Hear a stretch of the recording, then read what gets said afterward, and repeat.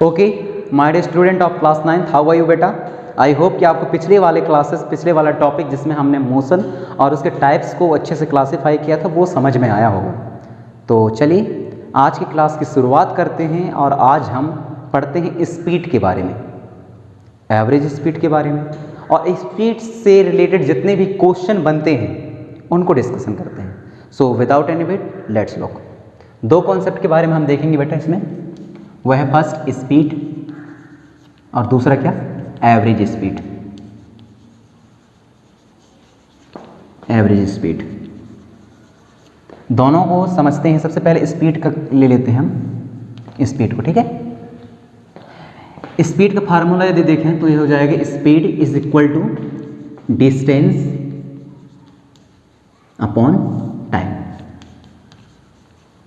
Okay, distance upon time.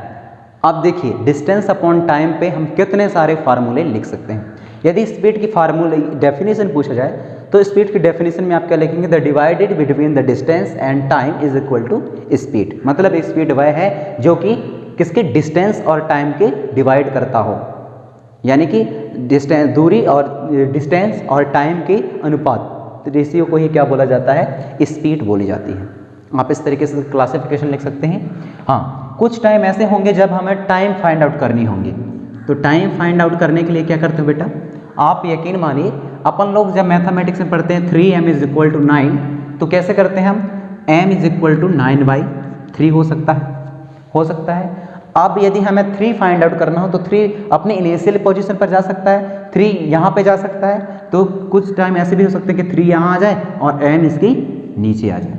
आ सकता है, बिल्कुल आ सकता है। सेम काइंड्स ऑफ हियर, यदि टाइम हमें फाइंड आउट करना हो तो ये हो जाएगा time is equal to distance divided by speed. I hope कि आपको समझ में आ रहा होगा। अब हमें फाइंड आउट करना हो क्या बेटा, डिस्टेंस। तो डिस्टेंस फाइंड आउट करने के लिए थोड़ा सा फार्मूला चेंजेस हो जाते हैं यहाँ। डिस्टेंस को इधर ही रहने दीजिए,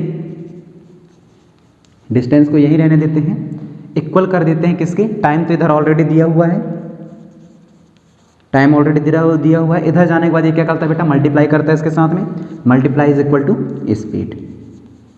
तो क्या मतलब हुआ यहाँ, distance is equal to time multiply speed. यदि हमें डिस्टेंस फाइंड आउट करना होगा तो हम स्पीड और टाइम का मल्टीप्लाई कर देंगे, तब हमें डिस्टेंस कवर मिल जाएगा, कितना कवर किया ऑब्जेक्ट के द्वारा। यदि हमें कुछ टाइम ऐसे होंगे जब हमें टाइम फाइंड आउट करना हो तो हमें डिस्टेंस अपॉन स्पीड का फार्मूला लगा देंगे, और कुछ इस टाइम पे ऐसे होंगे जब हमें स्पीड फाइंड आउट करना हो तो स्पीड के लिए तो नॉर्मली फार्मूला दिया हुआ है, ठीक है। चलिए थोड़ा सा एवरेज स्पीड के बारे में देख लेते हैं। एवरेज स्पीड में क्या देखेंगे, एवरेज स्पीड में हम देखेंगे average speed is equal to, average speed is equal to क्या हो जाता है, average speed equal to distance is travel, total distance is travel, क्या हो जाता है बेटा, total distance is travelled, total distance is travelled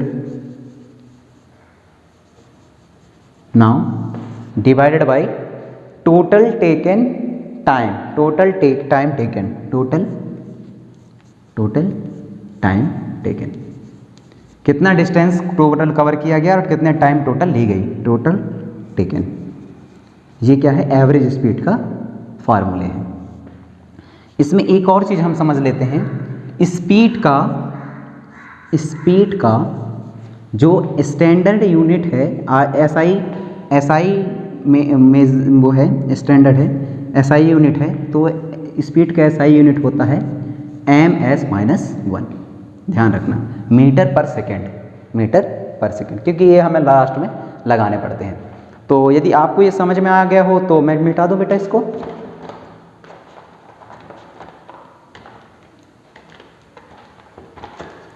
मिटा दूं क्या।